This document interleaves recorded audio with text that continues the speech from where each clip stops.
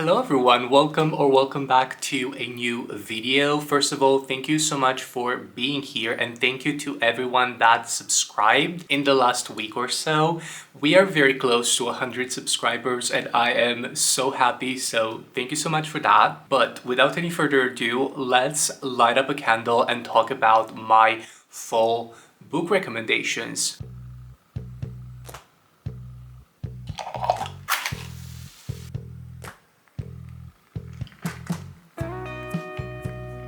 Would you hear the crackle?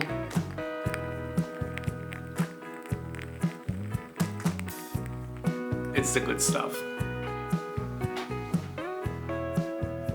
I have divided this video in categories based on genre. There are some books that I'm not entirely quite sure what genre they would fit in, so I created a miscellaneous category as well. That's gonna be at the end of the video, but the first category is general fiction, and the first one that I want to recommend, Rebecca by Daphne du Maurier. Now, I have not finished this book yet. I am like 70% in. This is the book that I'm currently reading. If you want a book about this tumultuous relationship, about gossip, about just like scandalous things that are happening in this mansion, Rebecca.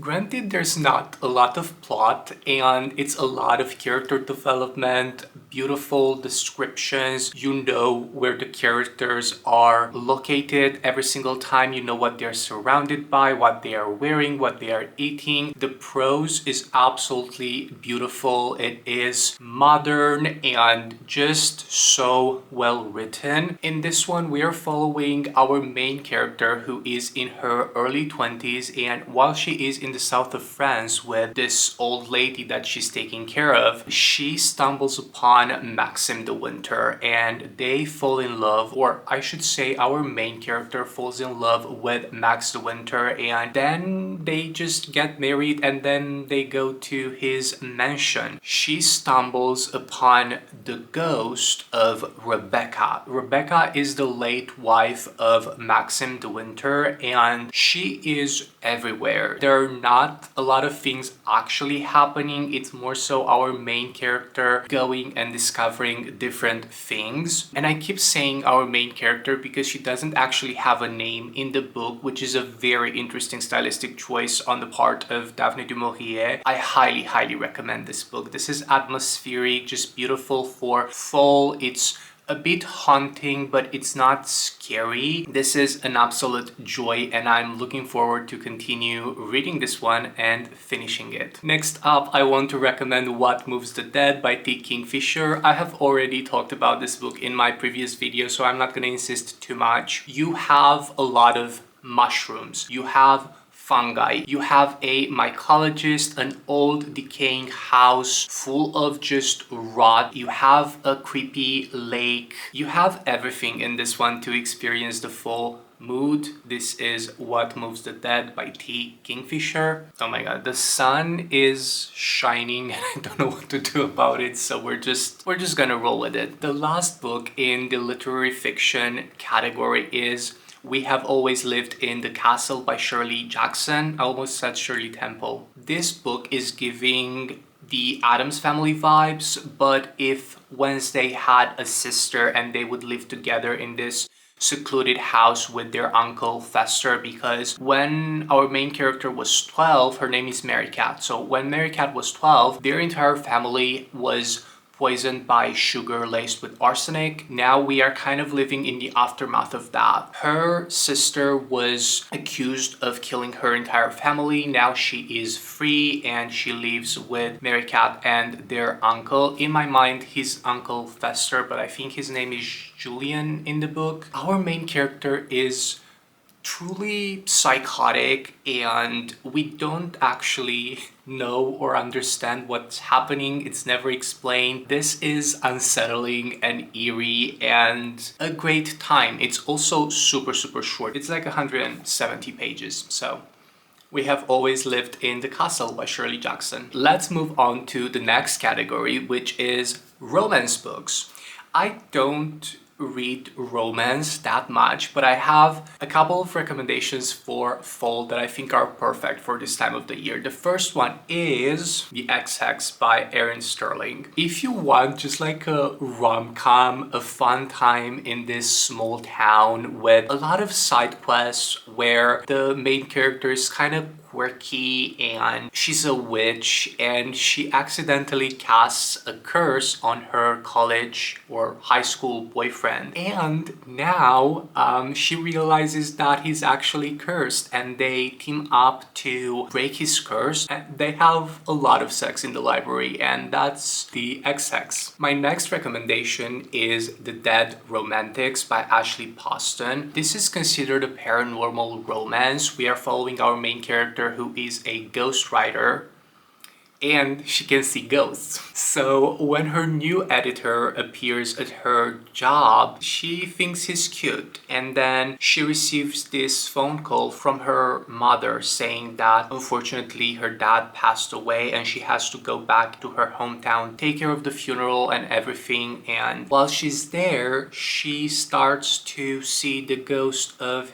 her editor and she doesn't really know what's happening. This book made me cry a lot, and I don't know what's happening to me last year, but I enjoyed this a lot. It dabbles into grief and the loss of a parent, so if that's triggering to you, maybe don't read this one, but I just thought it was done in a really good way. So The Dead Romantics by Ashley Poston. If you want a paranormal romance that is not as deep and as serious and that doesn't dabble in these very nuanced and sometimes hard to talk about topics as grief and the loss of a parent, I would recommend Bride by Ali Hazelwood. This is the complete opposite. This is intended to be fun. It's very self-aware. It knows that it's nothing serious. You're just having fun with it. You are following this vampire who is a hacker and also a werewolf who is the alpha of his pack and also an architect in his free time, and they have to marry to keep at peace their two clans? Question mark? I don't know if I remember this correctly, but it's a fun time. Also, I found out what nodding was because of this book. So, Bride by Ali Hazelwood. My last recommendation for the romance category is The Very Secret Society of Irregular Witches by Sangumandana. In this one we are following, I think her name is Mika Moon, and she pretends to be a witch on social media, but she's actually a witch in real life. The humanity doesn't know that witches exist, and witches have to stay separated from one another because if they come together very often, then this massive energy, magic, whatever will unleash on the earth. And because of that, she's feeling very lonely. She starts posting videos on social media, and one day she receives a letter from this very mysterious man saying that, look, I know you're actually a witch and you're not faking it. Come to my mansion because I have a proposition for you. And she goes there, and this man is basically asking her to teach 3 young witches how to master their powers, and she's very intrigued by that because witches again are not supposed to be together or to live together in this world. It gives off found family vibes. It's very heartwarming and sweet, and the relationship between our main character and the girls is just so cute, so nice, so heartwarming. We also have like a broody, mysterious, I think he's a librarian or something. I was not really like a fan of the romance in this book, but overall for the vibes, it's a cute read. It's a cute read. The Very Secret Society of Irregular Witches by Sangumandana. The next category is fantasy, and buckle up because I have a lot of fantasy books that I want to talk about. The first one is obviously Legends and Lattes by Travis Baldree. This is the book that made popular the cozy fantasy subgenre, I guess. We are following Viv, or Vivi? Is it Viv? Yes. We are following Viv, who is an orc, and she moves to this new town trying to open her coffee shop. It's kind of like a resource management cozy game, or at least that's how this book feels to me. She's trying to come up with a plan. She has to order equipment and to have resources for this coffee shop, and it's very cute and heartwarming. No plot, just vibes. If you don't like that, maybe this is not the book for you, but I highly enjoyed it. If you are starting with fantasy and you want to read a series but you don't really know where to start, I would highly recommend Caraval by Stephanie Garber. This is her debut novel, and this is part of the Caraval trilogy, so we have other 2 books after this one. Stephanie Garber's writing evolved so much from this book until the last one of this trilogy, and then to Once Upon a Broken Heart, that is in a completely different league, in my opinion. In this book, we are following 2 sisters, Scarlett and Tella, and they're obsessed with this Caraval thing. Caraval is, I don't really know how to describe it. I guess it's kind of like a game. When I first got into this book, I thought it's like a circus or a carnival, and it's not really. You have the carnival setting, but you don't actually do anything in the carnival per se. You are playing this game within a carnival setting. I don't know if that makes sense. But we are following these 2 sisters, and they soon find out that this game is not what they expected. If you relate to the lyric from the theme of the Wizards of Waverly Place show on Disney Channel, Everything is Not What It Seems, this book is for you. Next one on the list is Starling House by Alex E. Harrow. You can tell how much I enjoyed this book just by the sheer amount of tabs that I put into this book. I went overboard and I don't have any regrets.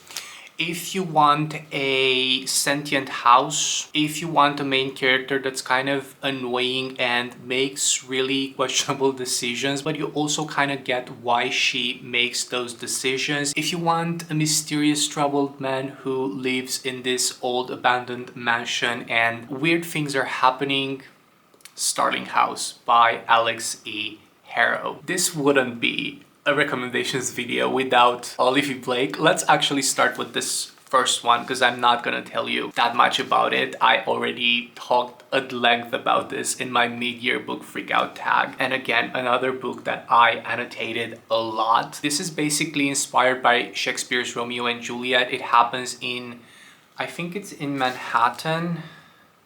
Yeah. It happens in Manhattan. You have 2 competing families that are also witches and are very cutthroat. You have a drug dealing family and then this other family who has a potion shop, but they're kind of doing something else on the side. This is absolutely fantastic. The prose is so dense in typical Olivia Blake fashion. It feels very pretentious. So if you don't like those things, maybe this book is not for you, but I absolutely adore this one. I cannot stop thinking about these characters. This is One for My Enemy by Olivia Blake. And then the next book that I want to talk about by Olivia Blake is Masters of Death. In this one, you have every imaginable magical creature. They all come together to solve this overarching mystery that turns into something else completely. We have a vampire who's also a real estate agent. She teams up with the literal grandson of Beth Incarnate to solve this mystery, and hijinks ensue from there. This is kind of absurd, but also very fun and very enjoyable to read. Masters of Death by Olivia Blake. Next up, we have an author, and I have recommendations from this author, but I would say anything Leigh Bardugo goes amazingly well in the fall. I obviously have Six of Crows and Crooked Kingdom. This is a duology that follows the typical heist formula, and I think this duology was really the one popularizing... Is that a word, popularizing? This duology is the one that made popular the heist trope in books, and Leigh Bardugo has a way of writing that's just chef's kiss, and I cannot stop recommending these books, thinking about these characters: Six of Crows and Crooked Kingdom by Leigh Bardugo. Now, if you already read the Six of Crows duology and you don't want to reread that, but you want something that gives off similar vibes, I would highly recommend Five Broken Blades by Mike Warland. This is a newer release and it is part of a series, so the second book is not out yet. This follows the same heist formula, but again, it's not actually about the heist. It's about this cast of characters who team up to go on this mission. Very reminiscent of Six of Crows, but obviously we have a different setting, different character archetypes, and this was super fun. I feel like I was able to read this very fast, so if you want something like Six of Crows, Five Broken Blades. Next up, I have like a really short book. This is When Among Crows by Veronica Roth. This is the same author that wrote Divergent. This is an urban fantasy that is happening in Chicago. We have different magical creatures who team up to go on this mission around town. The atmosphere feels very dark, like a chill October night. My only complaint with this book is that I wish this would have been 150 pages longer, because Veronica Roth tries to pack so much in this book that I feel like we needed more time with the characters, but nonetheless, this is a very interesting concept. Also, I want to show you the actual hardcover. It has a dagger on it, which is really cool. Next up, I have The Invocations by Crystal Sutherland. If you are looking for a book to read in October, this is it, The Invocations. You are following these girls who team up to solve this murder mystery. They are witches and witch adjacent. You have a lot of body horror and a lot of decaying skin. You have this character whose leg is literally rotting. Also, the dedication for this book, it says, "For all the angry girls." So if that doesn't convince you to read this book, I don't know what will. The Invocations by Crystal Sutherland. Next up, I have a duology, the Shepherd King duology by Rachel Gillig. This is very moody, very atmospheric. I would read this very late autumn, beginning of winter. You have this very mysterious character who lives in our main character's mind. Very moody, very dark and eerie, but not spooky. I enjoyed these books a lot, and honestly, the second book was just amazing. I like the first one as well, but the second one, it's where it's at. The Shepherd King duology by Rachel Gillig. Now let's move on to the next category, which is dark academia. I recently read The Secret History by Donut Hart, and I just fell in love with dark academia, so obviously I have to recommend The Secret History by Donut Hart. I know this book is talked about a lot, is recommended a lot, but I kept postponing reading this book for such a long time, and this month in September, it just felt right to read it. Hands down, one of the best dark academia books that I've ever read. It's absolutely fantastic. You follow this cast of characters that are just insufferable, but that's the point of it. And honestly, I keep thinking about these characters every day like they're real people. I will be having lunch and suddenly I will remember a stupid thing that Bunny said or did. So good.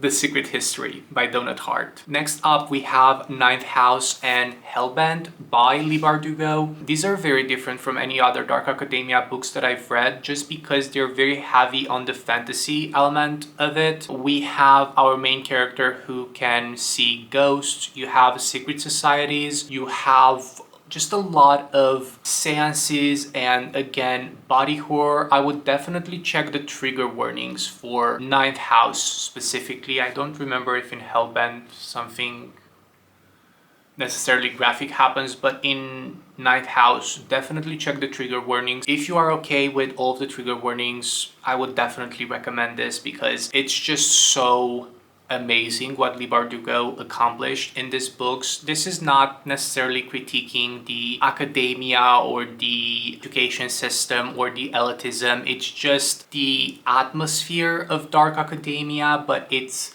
so well done. Ninth House and Hellbent. Also, this is an ongoing series and we don't know when the next book is gonna come out. So, and last but not least, for dark academia, Babel by R.F. Kuang. This book is very adjacent to The Secret History in the sense that it critiques imperialism, it critiques colonialism, elitism. It's just so well researched. You are finding out a lot of things about the translation process and how it's done. A lot of very interesting ideas about translation and why it's so important, about race and culture. And I know this is a tome of a book. It's super big. It has a lot of references and footnotes and stuff like that. And it can definitely be at times on the nose, like a character is racist to one other character and she's actually saying in the footnote, this is bad because this other character is racist. So if you don't typically enjoy books that are very on the nose and are over-explaining things, maybe this is not for you, but otherwise I would highly recommend Babel by R.F. Kuang. Okay, let's move on to the next category, which is mystery and thriller. I will start with, to no one's surprise, oh my god, with the A Good Girl's Guide to Murder trilogy by Holly Jackson. This is very going back to school vibes. We are following our main character Pip, who tries to work on this cold case for her capstone project, I think, and things kind of escalate from there. The first two books are mostly mystery, and then this one, the third one, kind of borderlines on thriller. It definitely goes overboard in this one, but overall as a trilogy it feels cozy, but it also has a lot of stuff that's happening. It's really cool. If you have not read it yet, I highly recommend the A Good Girl's Guide to Murder trilogy. Also, by the same author as the A Good Girl's Guide to Murder trilogy, I have here the reappearance of Rachel Price. This is her newest release, and again, not necessarily that it happens in the fall, but it gives off very fall vibes. You are following this girl whose mother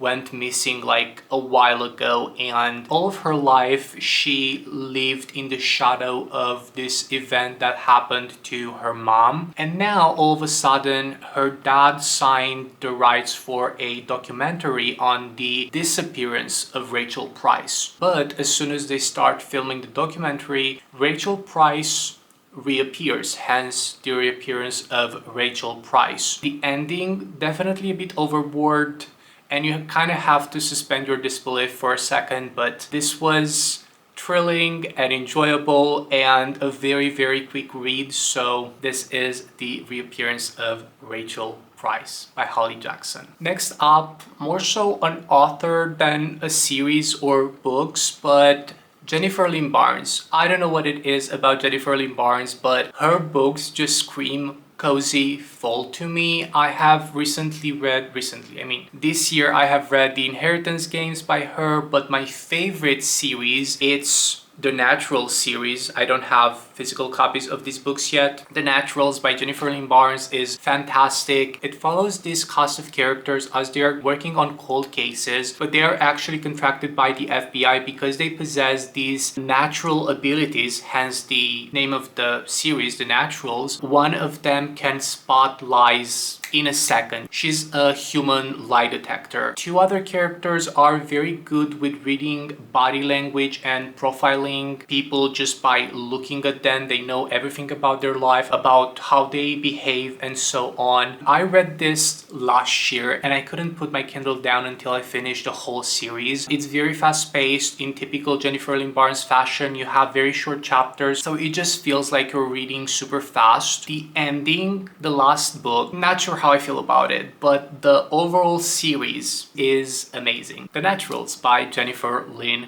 Barnes. If you want something on the adult side that is playing with body horror, The Eyes Are the Best Part by Monica Kim. This was so absurd and highly entertaining and just unbelievable. In this one, we are following our main character who is obsessed with her mom's boyfriend's eyes, and she will not stop until she eats them. Need I say more? The Eyes Are the Best Part by Monica Kim. And now for the last category. As I said, this is a miscellaneous category just because I didn't really know where to place these books because they have a bit of everything. The first one that I'm talking about is The Unmaking of June Farrow by Adrienne Young. I would honestly suggest you going into this book blind, knowing absolutely nothing about it, because it's definitely genre bending. It has a bit of everything. It is, how I read it, I would say it's more so literary fiction with aspects of magical realism, fantasy, sci-fi, even thriller. It is absolutely amazing. I did not expect anything that happened in this book at all. If you don't like being confused while reading a book, maybe don't read this one, or maybe do a bit of research prior to buying it. The Unmaking of June Farrow by Adrienne Young. And very fitting, the last book that I want to recommend is The Lost Tale of the Flower Bride by Roshani Chokshi. This is giving toxic female friendship. This is giving deconstructed fairy tale. It's everything I wanted and more. It is short. You are following these two girls who were close best friends even since childhood, and they believed that they were chosen by the fairies, so they were just waiting for the fairies to take them into their realm. A lot of things are unraveling. You are switching POVs, you are switching timelines, you also have a sentient house. The Last Tale of the Flower Bride is just masterful and delicious, and I cannot recommend it enough for the full time. This is The Last Tale of the Flower Bride. That being said, this is the end of today's video. Thank you so much for watching and for listening. I want to film a What's on My Fall TBR video soon because I have a lot of books that I want to get through this fall. Hopefully, I will see you in the next one. Bye everyone!